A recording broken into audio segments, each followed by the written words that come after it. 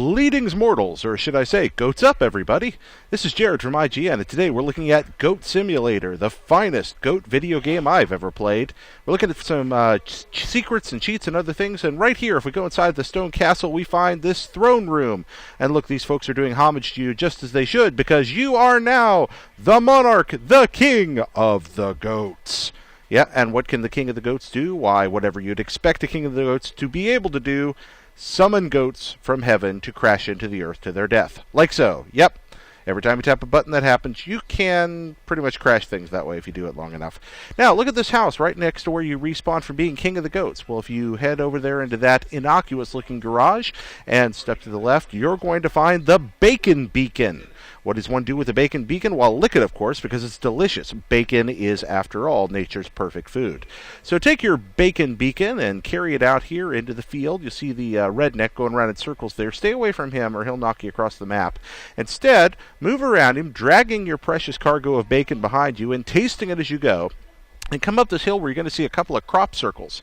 In one of those circles is another bacon beacon, and in the other, a stick. So take your bacon beacon, and as much as it pains you to quit tasting that delicious bacon, put it on the stick. Now, you got to wait about 30 seconds, but through the magic of video editing, we're going to skip that time, and look what appears, a flying saucer. Hold down the jump button, and you will enter into the world's first goat space flight. Yeah, I don't want to spoil everything for you, so we're going to fade out here before you see it all. Now, up in another corner of the map, you're going to find this pentagram, and if you drag the bodies of 5 human beings into it, you're going to make a sacrifice for the greater good and become Satan Goat, or Devil Goat, or Evil Goat, or Walpurgis, or whatever.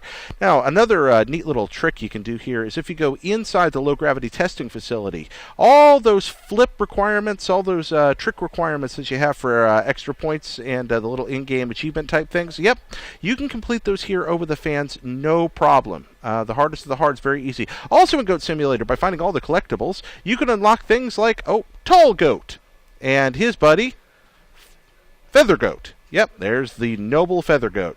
Now, there's other goats you can unlock as well. We've got look, there's Space Goat. You can find a complete guide to collectibles on IGN Wiki showing where every one of them is, so you can get these guys. There's Space Goat. And then, of course, my personal favorite, Huge Goat. Now, you might say to yourself, that's a whale, but silly person, whales do not live on land. That is, in fact, a huge goat. And I love his method of propulsion there. So that's what we got for goats, and for all your Goat Simulator needs, don't goat anywhere. Instead, keep your horns locked right here to IGN.